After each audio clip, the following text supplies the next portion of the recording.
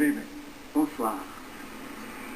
Je vais vous parler ce soir du débat qui a eu lieu à Washington sur la dette nationale. Débat qui touche la vie de tous les Américains. Au cours de la dernière décennie, nous avons dépensé plus que nous avons gagné. En 2000, le gouvernement avait un excédent budgétaire. Plutôt que de rembourser la dette, on a dépensé des trillions en coupures d'impôts, de guerres et un programme de médicaments ont aussi ajouté à la dette. Suite à ces dépenses, le déficit devait dépasser 1 trillion lorsque j'ai pris le pouvoir. Pour empirer les choses, après la récession, il y avait moins de recettes et nous avons dû dépenser sur les coupures fiscales pour la classe moyenne, sur l'assurance emploi, afin de fournir de l'aide aux infirmières, aux sapeurs-pompiers et à ceux qui étaient en chômage. Chaque famille sait qu'on peut gérer une petite dette sur sa carte de crédit, mais l'augmentation de notre dette risque d'endommager notre économie. Nous devons payer l'intérêt sur nos prêts. Les entreprises ne pourront embaucher dans un pays qui ne peut équilibrer son budget. Les taux d'intérêt augmentent pour ceux qui achètent une maison, pour les étudiants qui fréquentent l'école secondaire et l'université, et nous n'aurons pas suffisamment d'argent pour l'éducation ou l'infrastructure, l'assurance médicaments ou l'assurance maladie. On ne blâme aucun des partis. Cependant, chacun doit trouver une solution. C'est ce que nous avons tenté de faire. Je ne vous parlerai pas en détail des propositions qui ont été avancées, mais il y avait deux approches. La première, vivons selon nos moyens en effectuant des coupures au niveau des dépenses gouvernementales.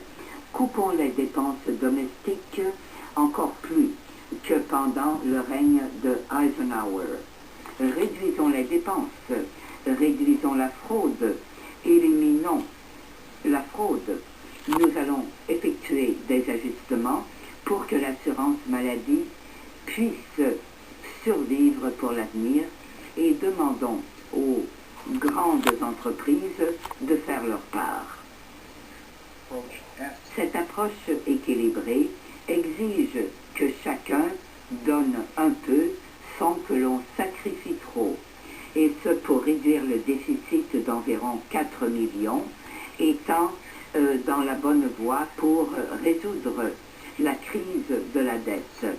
Nous pourrions aider les entreprises et les familles moyennes à retomber sur leurs pieds. Cette approche est aussi bipartisane. Plusieurs dans mon parti ne sont pas satisfaits de ces éventuelles coupures, mais ils l'accepteront s'il y a partage du fardeau.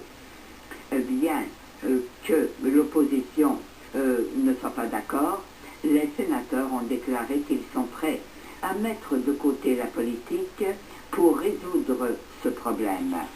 Et c'est le genre d'approche que John Boehner a discuté avec moi même. La seule raison pour laquelle cette approche équilibrée n'est pas sur la bonne voie, c'est parce que plusieurs républicains insistent sur une autre approche, basée sur des coupures, ne demandant pas aux grandes sociétés de contribuer. Puisqu'on ne demande rien à ceux qui gagnent le plus, le déficit devra être résolu en coupant encore plus le revenu des familles moyennes. Nous savons que nous devons faire des choix. Les républicains et les démocrates sont d'accord sur cet enjeu. Mais comment y arriver? La plupart des Américains ne comprennent pas comment on peut demander à une personne âgée de payer plus pour ses médicaments avant de demander à une société pétrolière moins de dégrèvement fiscal. Pourquoi ne demandons-nous pas à ceux qui sont les plus riches de payer plus d'impôts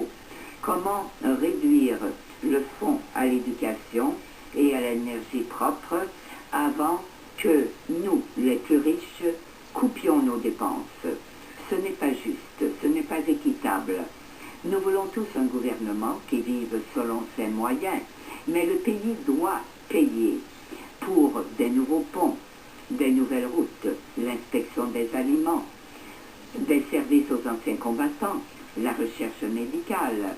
En vertu d'une approche équilibrée, 98% des Américains qui gagnent moins de 200 000 $ ne verraient aucune augmentation de taxes, aucune. D'ailleurs, ces coupures pourraient être accordées à toutes les familles qui travaillent. Nous demandons tout simplement à ceux dont les revenus ont augmenté beaucoup, aux millionnaires, aux milliardaires. Je crois que les Américains patriotiques sont prêts à agir. D'ailleurs, ils nous ont aidés lorsque nous avons voulu réduire le déficit. La première fois qu'une entente a été conclue, mon prédécesseur avait dit « Préférez-vous réduire le déficit en augmentant le revenu de ceux qui ne paient pas leur juste part, ou voulez-vous payer plus d'intérêts et avoir un taux de chômage plus élevé ?» Je connais votre réponse. Et c'est Ronald Reagan qui avait dit ces paroles. Aujourd'hui, plusieurs républicains ne veulent pas considérer cette approche équilibrée, prônée non seulement par le président Reagan, mais par le président Bush père, le président Clinton, moi-même et plusieurs démocrates et républicains au Sénat. Nous sommes dans une impasse. Et la raison pour laquelle cette impasse est si dangereuse, c'est qu'elle est reliée à ce qu'on appelle le plafond de la dette, dont on a très peu entendu parler. Si on relève le plafond de la dette, ne veut pas dire que le Congrès va dépenser plus d'argent, mais notre pays pourra payer les factures qui ont déjà été encourues par le Sénat.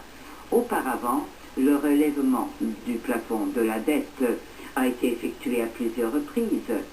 Le président Reagan l'a fait 18 fois, George W. Bush 17 fois. Et nous devons le faire d'ici mardi prochain, le 2 août. Autrement, il y aura défaut de paiement. Malheureusement, depuis quelques semaines, les représentants républicains à la Chambre veulent voter pour empêcher les Américains d'être en défaut de paiement et en ne voulant pas réduire les impôts des contribuables et des familles moyennes. Si nous faisons défaut, nous allons pouvoir verser les prestations d'assurance aux personnes âgées, aux anciens combattants et aux autres. C'est la première fois que la notation AAA risque de baisser. Les taux d'intérêt augmenteraient sur les cartes de crédit, sur les hypothèques, sur les prêts automobiles. Donc une augmentation d'impôts pour les Américains. Nous pourrions déclencher une crise économique profonde provoquée entièrement par Washington. Le fait de faire défaut de nos obligations serait un geste irresponsable. Les leaders républicains sont d'accord pour qu'on évite ce défaut de paiement. Mais on veut prolonger le plafond de la dette en échange pour des coupures fiscales. Mais encore une fois, nous risquons de faire défaut dans 6 mois. En d'autres mots, il n'y a pas de solution. Un prolongement du relèvement du plafond de la dette ne serait pas suffisant parce que tous les Américains paieraient plus d'intérêts. Nous savons quoi faire pour réduire le déficit. Nous ne voulons pas mettre l'économie à risque. Il y a également un grand danger face à cette approche. D'après ce que nous avons vu récemment, nous savons à quoi nous attendre dans 6 mois. La Chambre des représentants va encore une fois refuser ce défaut de paiement en voulant tout simplement ne pas couper aux Américains les plus riches de laisser tomber leurs déductions ou leurs coupures fiscales. On va devoir donc couper sur des programmes tels que l'assurance maladie et l'économie. la bonne façon de diriger le plus grand pays sur la Terre. Ça n'est pas un jeu que nous voulons jouer. Pas maintenant, alors que les emplois sont en jeu. Nous ne pouvons permettre aux Américains de devenir des dommages collatéraux pour ce que fait Washington. Il reste une semaine au Congrès pour agir.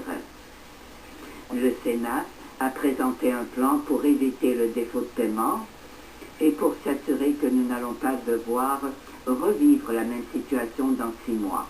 C'est une bien meilleure approche, bien que la réduction des déficits nous ferait apporter des réformes fiscales.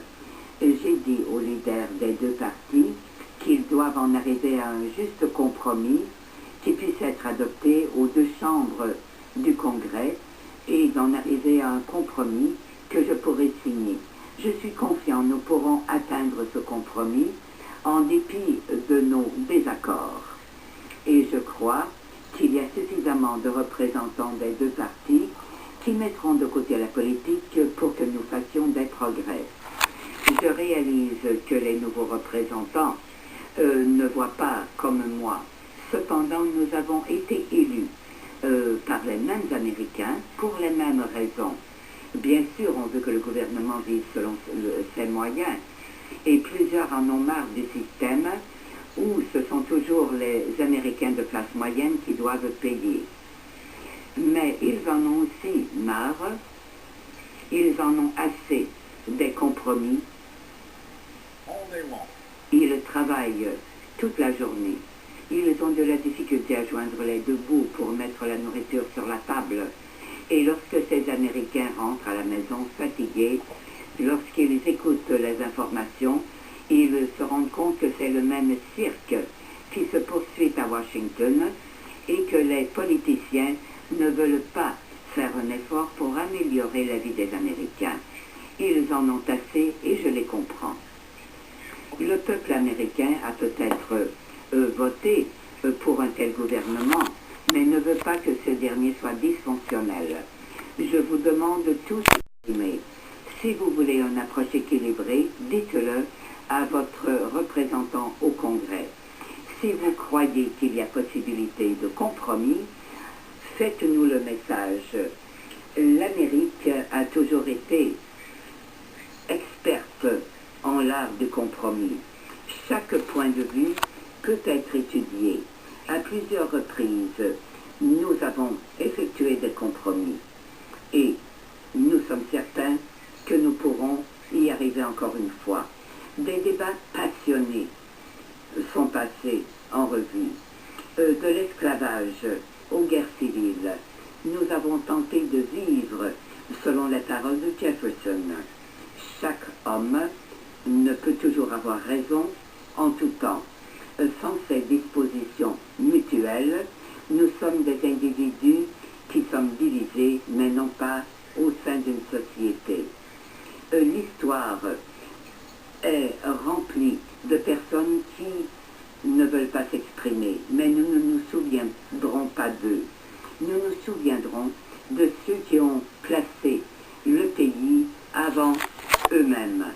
On se souvient des Américains pendant les heures les plus difficiles qui ont mis de côté la ligne du parti et leur fierté pour former une union plus parfaite. Ce sont eux dont nous nous souvenons. Le monde entier nous surveille.